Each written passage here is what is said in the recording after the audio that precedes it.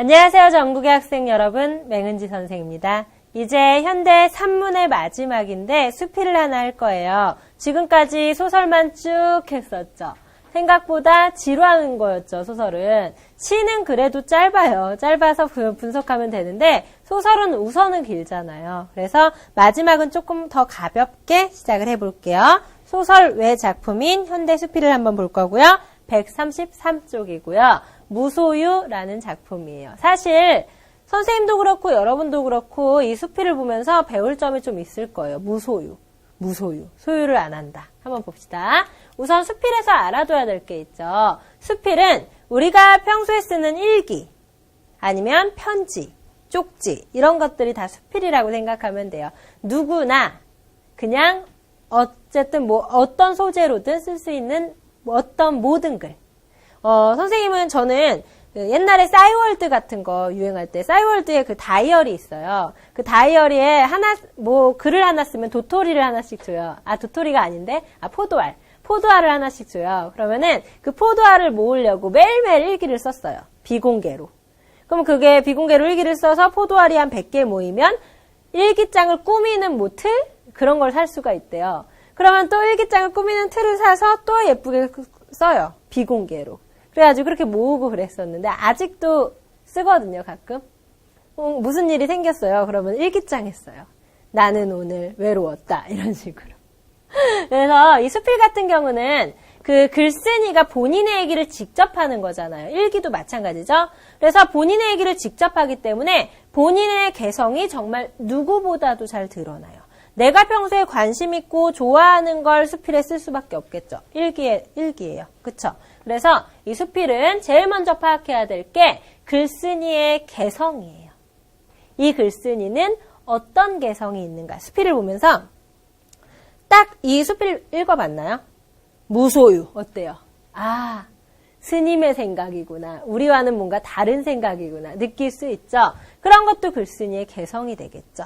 그 다음에 우리 싸이월드를 안 하는, 여러분도 싸이월드 안 하겠죠? 그러면은 카카오 스토리 아니면은 페이스북 같은 거 보면은 거기에 사진만 올리는 게 아니라 글도 쓰고 본인 생각도 쓸 수 있잖아요. 근데 어떤 글들은 그 글쓴이를 가리더라도 누가 썼는지 알 수 있는 글 있지 않아요? 선생님도 페이스북이 있어요. 그 페이스북에 학생들이 많이 친구 추가를 해주니까 그냥 누구나 친구 추천 들어오면 그냥 다 하거든요.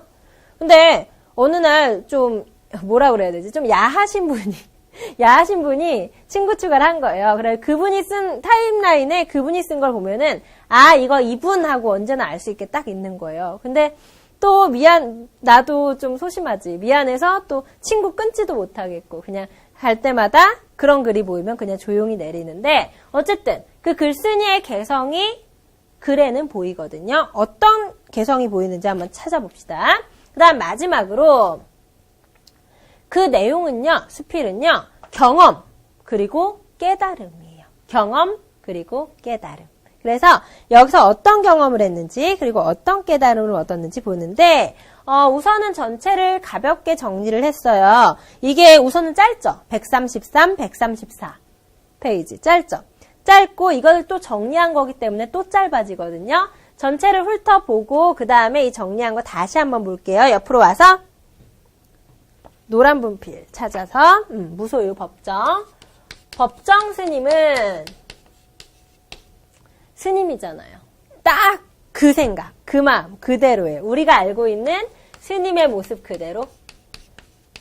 절을 한 3년에 한 번? 이런 식으로 가끔 가는데 그 절에 가면은 스님분들이 딱 있으신 모습 있잖아요. 딱 걸으실 때도 그냥 걷지 않으시고 되게 조용조용히 마치 개미를 밟아 죽일까봐 조용조용히 개미를 피해가면서 걷는 듯이 되게 얌전히 걸으시죠. 그런 모습 그대로예요. 한번 봅시다.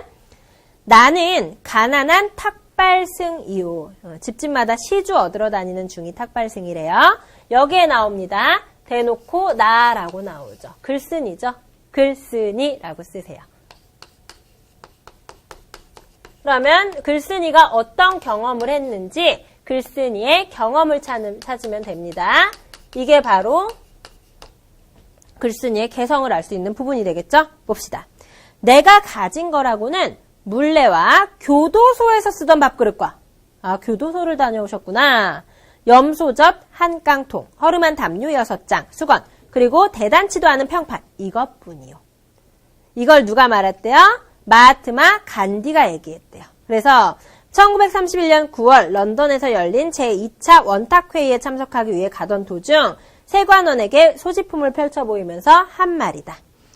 간디 어록을 읽다가 이 구절을 보고 나는 몹시 부끄러웠다. 미안해요. 이 부분에 나의 글쓴이라고 하고요. 여기 따옴표를 못 봤어. 따옴표 안에는 지금 간디가 한 말이죠.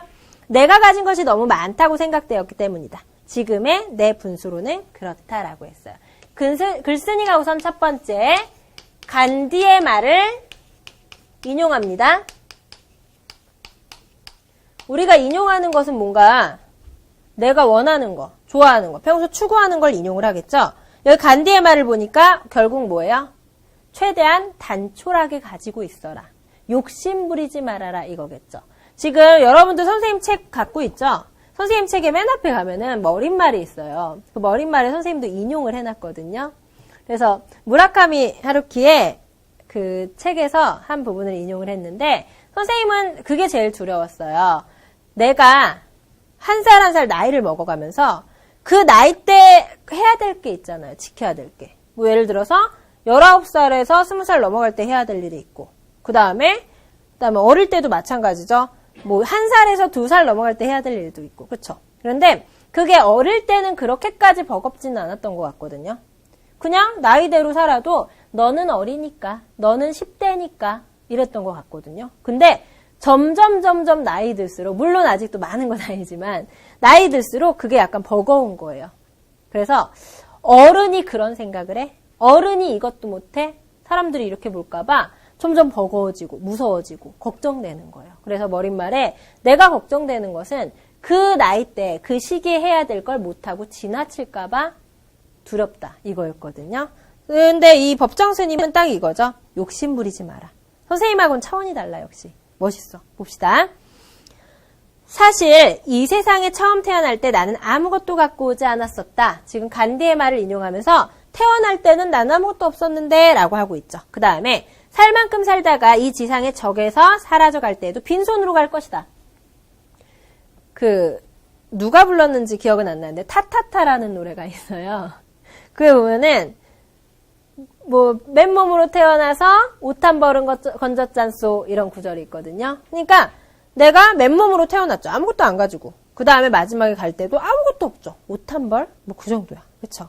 그래서 그런데 살다 보니 이것저것 내 몫이 생기게 되었다. 내 차도 생길 수도 있고 아니면 내 용돈이 모일 수도 있고 내 저축 통장이 있을 수도 있고 그쵸? 아니면 내가 아끼는 장난감이 있을 수도 있고요. 물론 일상에 소용되는 물건들이라고 할 수도 있다. 그러나 없어서는 안 될 정도로 꼭 요긴한 것일까? 살펴볼수록 없어도 좋을 만한 것들이 적지 않다. 우와. 지금 간디의 말을 인용하면서 모두 다 있어야 되나?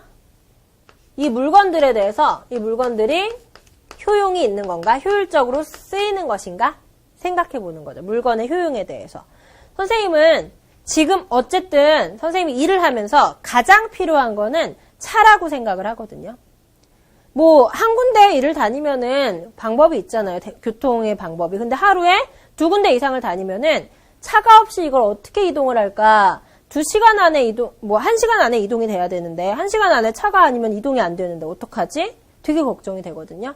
근데 차가 없다고 생각을 해봅시다. 어쨌든 1시간 안에 이동이 불가능한 곳은 안 잡겠죠, 일을. 그러면 일이 줄겠죠. 일은 줄겠지만 그만큼 차의 유지 비용은 또 안 나가겠죠. 그런 거 생각하면 꼭 차가 필요한가 하는 생각도 들어요. 계속 봅시다. 우리들이 필요에 의해서 물건을 갖게 되지만 맞아요. 때로는 그 물건 때문에 적잖이 마음이 쓰이게 된다. 그러니까 무엇인가를 갖는다는 것은 다른 한편 무엇인가에 얽매인다는 뜻이다. 필요에 따라 가졌던 것이 도리어 우리를 부자유하게 얽어맨다고 할 때 주객이 전도되어 우리는 가짐을 당하게 된다. 다시 얘기해서 내가 필요해서 샀는데 그것 때문에 내가 지금 얽매이게 되는 거예요. 대표적인 게 내가 차를 사서 이제 강남역이나 홍대에 갔다고 생각을 해봅시다. 홍대에 가면은 주차할 곳이 정말 없거든요. 그리고 주차비도 비싸고. 그러면 사람들은 걸어서 더 빨리 갈 때 나는 그냥 차 안에 계속 앉아서 주차 자리를 찾거나 아니면은 앞에 차가 많으니까 교통지옥에 시달리고 있거나 그래야 되는 거죠. 그땐 지하철이 편한데. 그때는 내가 차에 얽매이게 되는 거죠. 이해되죠? 그 다음 갑시다. 그러므로 많이 갖고 있다는 것은 흔히 자랑거리로 되어 있지만 그만큼 많이 얽혀 있다는 측면도 동시에 지닌다. 그 다음 갑시다. 간디의 말을 인용하면서 얽혀 있음에 대해 얘기를 했어요. 그 다음에 난에 관련된 경험을 얘기합니다. 나는 지난해 여름까지 난초 2분을 정성스레 정말 정성을 다해 길렀었다. 이 2분이 화분이에요. 화분. 2개의 화분. 3년 전 거처를 지금의 달의 헌으로 옮겨왔을 때 어떤 스님이 우리 방으로 보내준 것이다. 난 키우기 어려운데 난초를 2분이나 키운대요. 혼자 사는 거처라 살아있는 생물이라고는 나하고 그 애들 뿐이었다. 그 애들을 위해 서적도 구해다 읽고 비료를 구해다 오고 여름엔 서늘한 그늘에 겨울엔 실내 온도를 그 애들을 위해 내리곤 했대요. 이런 정성을 일찍이 부모에게 바쳤더라면 아마 효자 소리를 들었을 거다. 이렇듯 애지중지 가꾼 보람으로 이른 봄이면 은은한 향기와 함께 연두빛 꽃을 피워 나를 설레게 했고 잎은 항상 청청했다. 우리 달의 헌을 찾아온 사람마다 난초를 보고 한결같이 좋아라 했다라고 하면서 난초를 기르던 일화를 얘기를 합니다. 그래서 난초에 대한 얘기를 했고요. 계속 갑시다. 지난해 여름 장마가 갠 어느 날 봉선사로 운허노사를 뵈러 간 일이 있었다. 한낮이 되자 매미들이 있었다. 아차! 이때야 문득 생각났다. 난초를 뜰에 내놓은 것이다. 어떻게? 무처럼 보인 찬란한 햇볕이 원망스러웠다. 햇볕에 난초를 두면 안 되거든요. 뜨거운 햇볕에 늘어져 있을 난초 잎이 눈에 아른거려 더 지체할 수가 없었다. 허둥지둥 돌아왔고요. 샘물을 길어다 죽여주고 해서 겨우 살아났다. 하지만 어쩐지 생생하지 않은 것 같았다. 나는 이때 느꼈다. 집착은 괴로움이라는 걸. 난초에서 느꼈대요. 집착은 괴로움이라는 거. 오, 그렇다. 나는 난초에게 너무 집착해버린 것이다. 이 집착에서 벗어나야지 했다. 난을 가꾸면서는 산철에도 나그네 길을 떠나지 못한 채 꼼짝하고 말았다. 꼼짝 못했다. 밖에 볼 일이 있어 잠시 방을 비울 때면 환기되도록 들창문도 조금 열어놨어야 됐고 그 다음에 분을 내놓은 채 나갔다가 내놨지 하고선 다시 되돌아와 들여놓고 나간 적도 한두 번이 아니었다. 그것은 정말 지독한 집착이었다. 집착했네 라고 했죠. 그 다음에 며칠 후 난초처럼 말이 없는 친구가 놀러왔기에 선뜻 그의 품에 분을 안겨주었다. 비로소 나는 얽매임에서 벗어난 것이다. 나를 뜻 홀가분한 해방감. 3년 가까이 함께 지낸 유정을 떠나보내는데도 서운함, 허전함보단 홀가분한 마음이 앞섰다. 이렇게 난초 얘기를 하면서 집착은 괴로움이네 하면서 남에게 줘버리니까 그때서야 홀가분해졌다는 거예요. 그래서 그 다음부터 나는 하루 한 가지씩 벌어야겠다고 다짐을 했다. 난초를 통해 무소유의 의미 같은 걸 터득하게 됐다고나 할까. 난초를 보면서 집착은 괴롭구나 라는 걸 느끼고 그래서 하루 한 가지씩 버렸대요. 결국은 무소유의 의미를 깨달았다는 거죠. 하루 한 가지씩 버리라면 버릴 수 있어요, 여러분은? 전 가진 게 없어요. 보통 그러지 않을까요? 하루 한 가지씩 버려라. 처음에는 안 쓰는 볼펜, 아니면 지우개 꼬다리, 아니면 이면지 이런 거긴 하지만 나중에 그게 계속돼서 정말 필요한 것만 넣으면은 노트북 버려야 되나? 핸드폰 이건 끝까지 갖고 있을 것 같죠. 그다음에 TV 그래 TV는 어떻게 버리자 하면서 되게 고민되겠죠. 근데 지금 무소유의 의미를 생각하면서 하루에 하나씩 버린대요. 그 다음 갑시다. 인간의 역사는 어떻게 보면 소유사래요. 보다 많은 자기네 몫을 위해 끊임없이 싸우고 있는 것 같다라고 하고 있어요. 보세요. 지금 경험을 얘기하고 인용을 하면서 그 다음에 이제 깨달음을 얘기할 거거든요. 깨달음이 뭔가 살펴봅시다. 인간의 역사는 소유욕이래요. 소유욕에는 한정도 없고 휴일도 없다. 그저 하나라도 더 많이 갖고자 하는 일념으로 출렁거리고 있을 뿐이다. 물건만으로는 성에 차질 않아 사람까지 소유하려 든다. 이건 좀 위험해요. 그 사람이 제 뜻대로 되지 않을 경우에는 끔찍한 비극도 불사하면서 제정신도 갖지 못한 처지에 남을 가지려고 하는 것이다. 그러니까 나랑 진짜 친한 사람, 뭐 내가 사랑하는 사람이든 내 가족이든 친한 사람을 함부로 대하는 거죠. 내 거니까 하면서. 그럼 그거는 안 좋다는 거죠. 소유욕은 이해와 정비례한다라고 했어요. 그러니까 소유욕은 이해라는 거는 이익과 해가 되는 것과 정비례한대요. 다시 얘기해서 소유욕은 나한테 이익이 되는 건 가지려고 해요, 안 해요? 하죠. 그 다음에 나에게 해가 되는 건 안 갖고 싶어 하죠. 다시 얘기해서 이익이 되는 것에만 소유욕이 생긴다는 의미죠. 그 다음 갈게요. 그것은 개인뿐 아니라 국가 간의 관계도 마찬가지다. 어제의 맹방, 동맹을 맺은 국가들이 오늘에는 맞서게 되는가 하면 서로 으르렁대던 나라끼리 친선사절을 교환하는 사례를 우리는 얼마든지 보고 있다. 다시 얘기해서 나한테 이익이 되면 가까이 두고 소유하고 나에게 해가 되면 멀어지고. 다시 얘기해서 소유는 이해와 정비례. 그쵸? 그 다음에 이런 것들은 오로지 소유의 바탕을 둔 이해관계 때문이다. 만약 인간의 역사가 소유사에서 무소유사로 틀을 바꾼다면 어떻게 될까? 안 싸울 거다. 왜? 주지 못해 싸운다는 말은 듣지 못했으니까. 간디는 또 이런 말도 한다. 내게는 소유가 범죄 같다. 그가 무엇인가를 갖는다면 같은 물건을 갖고자 하는 사람들이 똑같이 가질 수 있을 때 하는다는 것. 그러나 그것은 거의 불가능한 일이므로 자기 소유에 대해서 범죄처럼 자책하지 않을 수 없다는 것이다. 다시 얘기해서 그거예요. 내가 예를 들어 노트북이 생겼어. 노트북을 갖고 싶어서 샀어요. 그러면 그게 범죄 같다는 거예요. 왜? 나는 가졌지만 못 가진 누군가는 있을 수 있으니까. 노트북이야 그럴 수 있죠. 그러면은 예를 들어서 밥. 난 밥을 가졌어. 밥이 좋아. 그러면 이 밥도 범죄처럼 느껴질까요? 그렇겠죠. 왜? 이 밥이라도 못 먹는 사람이 있을 수 있으니까. 그쵸? 그래서 모든 소유가 범죄처럼 느껴진대요. 그 다음 갑시다. 우리들의 소유관념이 때로는 우리들의 눈을 멀게 한다. 그래서 자신의 분수까지도 돌볼 새 없이 들뜨게 된다. 그러나 우리는 언젠가 한 번은 빈손으로 돌아갈 것이다. 우리가 사실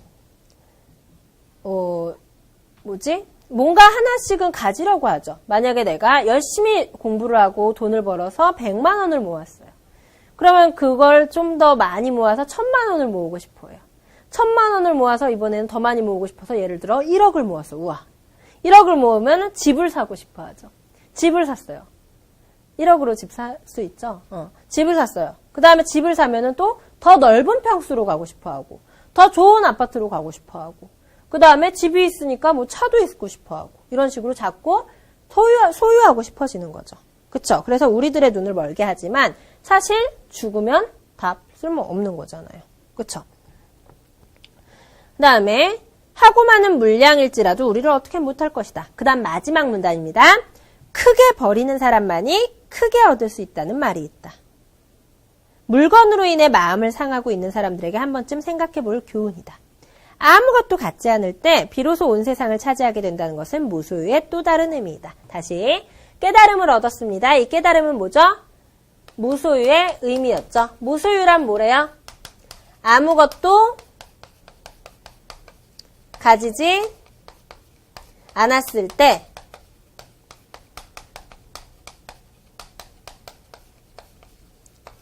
전부를 갖게 된다. 여기에서는 뭐라고 써있죠? 아무것도 갖지 않았을 때 온 세상을 차지하게 된대요. 온 세상을 차지한다. 이런 무소유의 진정한 의미에 대해 깨달음을 얻었죠.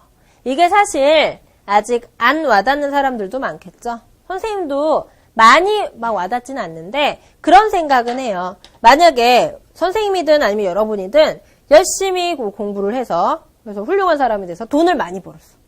돈을 많이 벌어서 이제 내 자식들한테 막 물려주고 그럴 수 있을 정도가 됐을 때 과연 나는 그 많은 돈을 딱 자식들이 기본 생활을 영위하는 데만 필요한 돈만 딱 주고 나머지 다 사회에 환원할 수 있을까? 이런 생각을 하거든요. 근데 우리 같은 일반인은 사실 그런 건 불가능하잖아요. 그래도 내 자식에게 지분 한 채 주면 좋지 이런 생각도 있고 하잖아요. 근데 정말 부자들, 정말 많이 부자들은 그런 생각을 좀 많이 하는 것 같아요. 그래서 어느 회사 회장님 봐도 돌아가실 때 자기의 전 재산을 다 사회에 환원하라고 그렇게 유언을 썼대요. 근데 정말 중요한 건 전 재산의 일부, 뭐, 큰딸이 뭐 얼마 조금 가져서, 예를 들어 한, 뭐, 200억 중에 1억 정도 가져서 그걸로 회사의 땅을 뭐 유지해라 이런 식으로 조금씩 줬대요. 근데 그 자식이 그 돈을 받아서 이제 사회에 환원하는데 자신의 전 재산까지 같이 환원을 했대요. 그래서 한 205억 원인가? 그걸 환원을 다 했대요. 그걸 보면서 와, 아버지의 저런 뜻을 배우면은 딸까지 그렇게 되는구나 하면서 되게 놀랐었는데 이거예요. 아무것도 가지지 않았을 때 온 세상을 가진다. 사실 우리가 필요한 게 없거든요. 어떻게 보면은. 그쵸? 그래가지고 이 의미를 잘 생각해 놨다가 한번 차근차근 욕심을 버리고 마음을 비우려고 노력을 해봅시다. 이거는 선생님이 봤을 때 학생들 중에 가장 힘들어하는 학생이 공부 때문에 힘들어하는 학생은 많이 없어요. 그 사랑, 이별 이런 걸로 많이 힘들어요. 그때 그게도 많이 통하거든요. 내가 사랑했던 사람이 있어요. 그 사랑했던 사람을 무소유 놓아줬을 때 그냥 체념하고 그 사람을 편히 보내줬을 때 나는 온 세상을 가질 수 있어요. 한번 봅시다. 이렇게 해서 지금 글쓴이의 경험과 깨달음을 통해서 무소유라는 작품을 했는데 전반적인 흐름 다시 한번 살펴보고요. 그 다음에 볼게요. 지금 마하트마 간디가 나는 가난해요. 이것밖에 없어요. 라고 했죠. 그래서 이걸 보고서는 나는 몹시 부끄러웠다라고 했어요. 나의 감정이 나왔죠. 왜? 내가 가진 것이 너무 많다고 생각되었기 때문이다. 적어도 지금의 내 분수로는 그렇다라고 했죠. 그쵸? 이 관디 록입니다. 여기. 여기는 그대로 돼 있네. 그 다음 갈게요. 사실 이 세상에 처음 태어날 때 나는 아무것도 갖고 오지 않았다. 그 다음에 사라져 갈 때도 빈손으로 갈 것이다. 그리고 내가 지금 가진 것들이 없어서는 안 될 정도로 꼭 요긴한 것일까? 없어도 될 것 같다. 있어요. 그 다음 중략이고요. 마지막.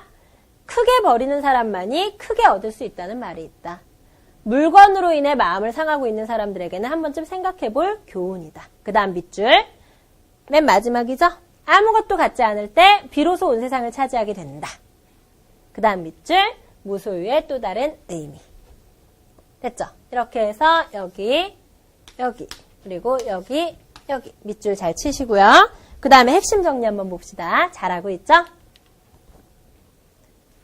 수필이에요. 수필 중에서도 경수필이고요.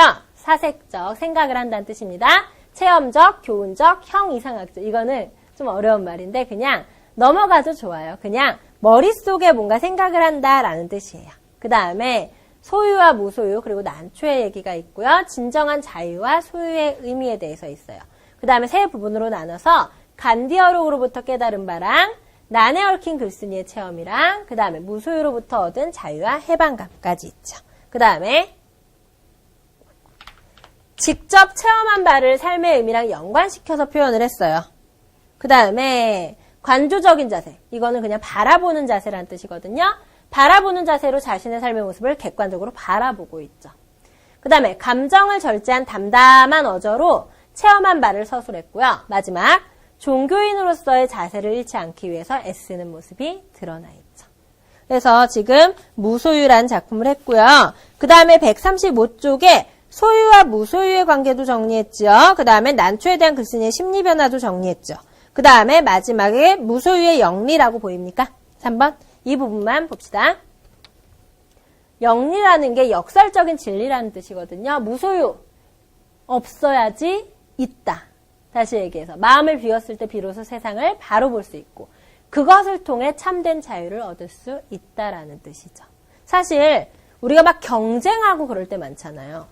근데 경쟁을 막 하다가 내가 그냥 그게 다 끝나고 그다음에 경쟁이 다 끝나고 뭐 시험이 다 끝나고 나면은 되게 허무해져요. 내가 왜 경쟁을 했지? 뭐 하려고? 뭐가 좋길래? 선생님 친구가 지금은 변호사인데 정말 열심히 공부해서 죽어라 공부해서 정말 빨리 변호사가 됐어요. 23살 때 변호사가 됐어요. 그러니까 사법고시를 진짜 열심히 공부를 해서 빨리 합격을 한 거죠. 근데 그 친구가 사법고시를 그때 합격을 하고 그 다음에 변호사 일을 하다가 한 26, 이때쯤에 선생님한테 이런 말을 하는 거예요. 은지야, 내가 공부를 왜 했을까? 이래요. 그래서 내가 야, 공부해서 잘 됐으면 된 거 아니야? 했더니 난 지금 너무 허무하다. 내 가장 좋은 20대를 공부만 하면서 보냈다. 뭔가 사람도 만나고 뭔가 대학 생활도 즐기고 이래야 되는데 나는 그냥 공부만 했다. 그래서 허무해 죽겠다. 이러는 거예요. 그걸 보면서 이 친구가 다 끝나고 나니까 이렇게 세상을 바로 보는구나. 뭔가 20대에 해야 할 일, 그 다음 10대에 해야 할 일이 보이는구나. 이런 걸 느꼈어요. 선생님도 마찬가지예요. 근데 막 일만 하다가 나중에 내가 왜 이렇게 일만 했지? 이렇게 깨닫고 그래요. 그 다음에 무소유의 영리는 아무것도 갖지 않는다는 말이 소유에 대한 욕심을 모두 버린다는 뜻으로 소유욕에서 벗어나 비로소 세상을 바로 볼 수 있고 그것을 통해 참된 자유, 평안을 얻을 수 있다는 뜻이에요. 다시 얘기해서 마음이 참되게 자유로우려면 다 버려야 된다는 뜻이죠. 이제 옆으로 봅시다. 지금 무소유라는 작품을 했고요. 그 다음에 이제 현대소설 확인 문제, 이 작품부터 해서 쭈루룩 문제가 10문제가 나와 있는데 이것만 기억을 해주세요. 수필을 하고 있죠. 수필에서 알아둬야 될 거, 그리고 소설에서 알아둬야 될 거. 수필에서는 글쓴이의 개성이 중요하다고 했었죠. 근데 이 개성이 겉으로 드러날 수도 있고 그 다음에 내면에서 드러날 수도 있어요. 무슨 말이냐면요. 말투, 그래서는 문체라고 하죠. 말투에서 드러날 수도 있고요. 그 다음에 내용상 개성이 있을 수도 있어요. 그래서 이 개성을 찾아내면 그게 바로 시험 문제가 될 거고요. 그 다음에 수필에서 기억해야 할 수필의 특성이 있는데 이 수필의 특성이 차근차근 보세요. 우선 형식이 자유롭다 는 특성이고요. 그 다음에 깨달음을 준다. 그 다음에 누구나 쓸 수 있다. 옆에 쓰세요. 6개만 쓰고 끝낼 거예요. 그 다음에 나는 글쓴이이다. 수필 속에 나는 글쓴이이다. 그 다음에 소재가 다양하다. 마지막으로 팔 아프겠다. 그 다음에 개성이 있다. 씁시다. 잘 보세요. 수필은 시험에 나왔을 때 글쓴이의 개성을 파악하는 문제가 나오고요. 이 개성은 말투라면은 서술상 특징을 물어볼 거고요. 내용이라면은 이 작품, 이 수필에서 깨달은 바, 주제, 교훈을 물어보겠죠. 그 다음에 수필의 특성은 6가지인데요. 수필은요, 우리가 일반적인 일기 생각하면 됩니다. 형식이 자유로워요. 아무 형식이나 다 써도 돼요. 깨달음을 주죠. 아무나 다 쓸 수 있어요. 비전문적인 사람도 쓸 수 있어요. 수필 속에 나는 글쓴이 자신이고요. 소재는 뭘 해도 돼요. 그 다음 마지막으로 개성이 있죠. 됐습니까? 앞 글자만 읽어봅시다. 형께 누나 소개. 누구한테 누굴 소개해요? 형에게 누나를 소개한대요. 외울 수 있어요. 수필은 특성이 6가지가 있다고 그랬어요. 형께 누나 소개. 이 깨가 맞춤법이 틀리죠. 형께 누나 소개. 형, 형식이 자유롭다. 깨달음을 준다. 누구나 쓸 수 있다. 나는 글쓴이이다. 소재가 다양하다. 마지막 개성이 있다. 형께 누나 소개 외우고요. 그 다음에 우리 소설 했었죠. 소설의 특성은 뭐였었죠? 소설은 3가지가 중요했었죠. 하나는 서술자가 전한다고 했었어요. 그래서 서술상 특징 문제가 잘 나온다고 했었고요. 시점을 꼭 파악하라고 했었죠. 그 다음에 싸우는 거기 때문에 갈등 구조를 파악하고요. 마지막으로 이야기이기 때문에 이야기의 구성 요소를 파악해야 되는데 실제 소설을 볼 때 우리가 3가지를 파악하면 돼요. 배, 인, 사였었죠. 배는 뭐죠? 배경. 그 다음 인물, 사건 이렇게 3가지를 파악하면 되고요. 보통은 배경에 네모를 치고 인물에 동그라미를 치고 사건에 밑줄을 치면서 해석을 해보면 되는데 그것도 역시 문제풀이 강의에서 같이 해봅시다. 이렇게 해서 지금 수필의 특성, 형께 누나 소개 외웠죠? 그 다음에 소설의 특성, 이제 소설의 원리 알고 갔죠? 그 다음에 우리 현대 시까지 했습니다. 시의 원리는 화자의 생각을 시말로 표현한 노래였었죠. 지금 여기까지 잘 따라오고 있고요. 이번 시간에 무소유는 그렇게 많이 어려운 작품이 아니었기 때문에 전체를 훑어보면서 문제만 딱 풀고 넘어가면 돼요. 알았죠? 이제 다음 시간에는 고전을 해요. 고전. 어려운 거죠. 옛날 말들. 그쵸? 저 선생님이랑 같이 하면 그렇게 많이 어렵지는 않으니까 재밌게 할 테니까 조금만 더 힘내서 고전도 잘 마무리를 해봅시다. 이번 수업은 여기서 마치겠습니다. 감사합니다.